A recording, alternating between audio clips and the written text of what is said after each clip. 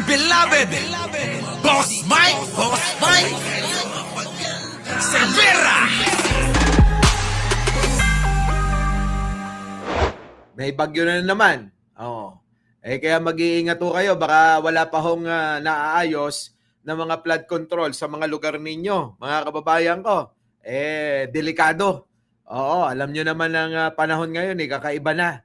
Kaya nga ho, ito ang nagiging isang malaking problema natin dito sa Pilipinas, dito sa samot-saring mga kickback nila sa mga ganyang proyekto tulad ng flood control project.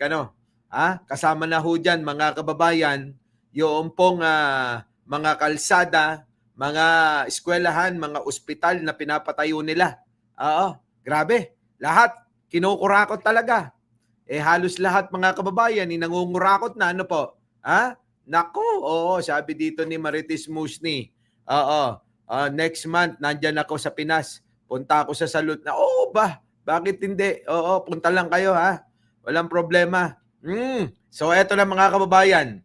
Isang malaking ang suliranin ngayon ni Vince Dizon, di ba? Itong grabe, sobrang bigat na nanakaw ng mga mismong kawani ng gobyerno, pati mga senador, kongresista, at maging mga taga-DPWH, mga kababayan, lahat magnanakaw sila. Kaya ang Pangulo, galit na rin, mga kababayan. Galit na ho ang Pangulo dahil dito sa mga nangyayari na to. Kahapon, nagpahayag itong si Yusek Bernardo sa hearing. Nako, napakaraming binanggit. Pati ho si Chis Escudero, nadali ho, mga kababayan, dinali. At marami pa hong iba. So ito, punta na natin yung galit ni Pangulo. Pasok! Akong tinatanong, bakit kailangan yung listahan? Sabi ko, ayan, mga kababayan, ito ho, si Toby Chanco, mga kababayan, talaga ho itong bokal na bokal ngayon sa mga nangyayari diyan sa Kongreso. Yun nga lang, hindi pa rin siya naging speaker kahit na nawala na si Martin Romualdez. Oo, eto na. nila Golf, pilit nila akong tinatanong, bakit kailangan yung listahan? Sabi ko, yan ang utos. So, kailangan ko lang sumunod. Sino nag-utos sa'yo? May nag-utos daw, mga kababayan So, Che, sinong when you say utos galing saan? Yung paghingi ng listahan. Oo. Utos po ni Presidente dahil galit na galit siya noon. Nako, mga kababayan ko, ayan na nga. Oo. Utos na ho si Pangulo kung sino-sino na inuutosan niya. Kahit ho si Toby Chanco, inuutosan na. Kasi nga ho, mga kababayan, galit na nga ho dahil ho, grabe na ang korupsyon na nadidiskubre dahan-dahan, Sobra yung korupsyon, mga kababayan. Kasi nga, nabawas yung mga flagship projects, tinanggalan ng pondo. Mga dam po yun na malalaki, tinanggalan ng pondo. So, galit na galit siya noon. Nako, paano nga namang hindi magagalit? Yun na nga yung nakikita niyang solusyon para mabawasan, maibsan yung pong mga baha na nararanasan ng mga kababayan natin. Tapos abay binawasan pa nila ng pondo. Paano pa maisasagawa yung mga proyekto na nais ng Pangulo? Di wala na ho. Di ba? So, Chair, yung pondo, para malinaw ang mga kababayan natin ng flagship, saan po galing ito? Yung pondo para sa flagship?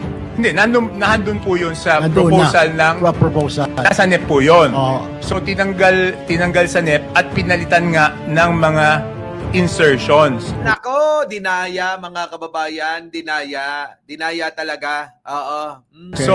So, inalisan nila ng pondo yung flagship. Inalisan ng pondo yung gustong mismong proyekto ni Pangulong, kakapal ng mga mukha, Tignan nyo ho, mga kababayan ko, kung gaano kakapal ang mga mukha nito.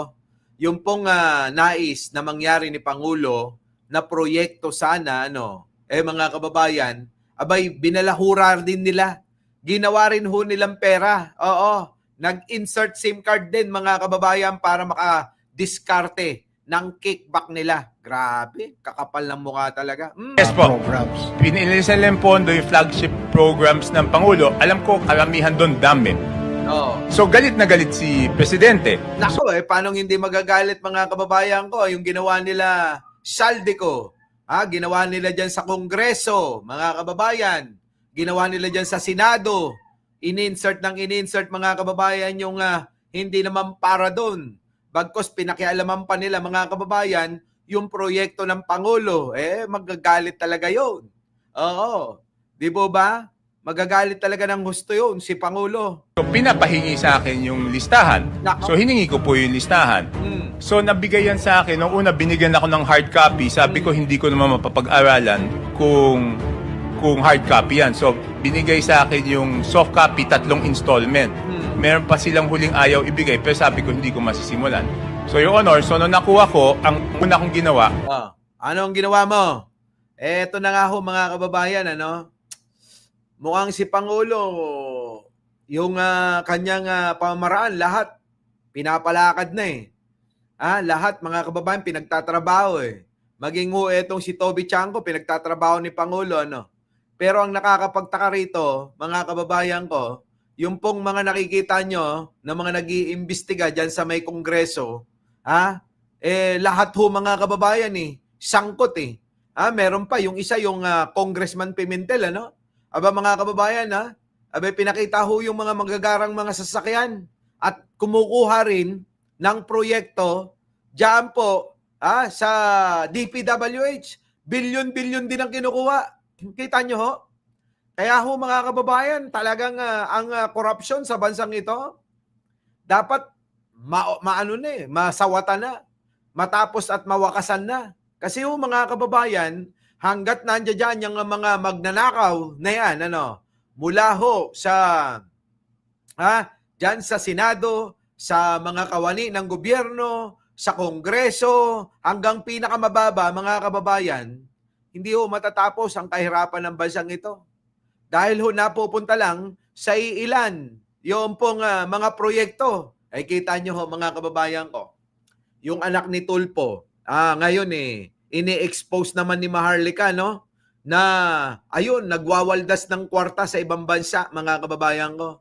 Oo, nagwawaldas. Yun ho kasama rin ho sa ACT-CIS party list. Na kongresista yung mataba na anak niya, Yung mataba ba? Mga kababayan, nadadamay ngayon. Dahil nga ho sa halos araw-araw daw na pag-good time sa Las Vegas. Naku, mga kababayan, grabe, sila na lang ang nagpapakasarap sa mga pera ng bansa na Oo, nakakahiya na mga kababayan na maging Pilipino minsan. Ano po?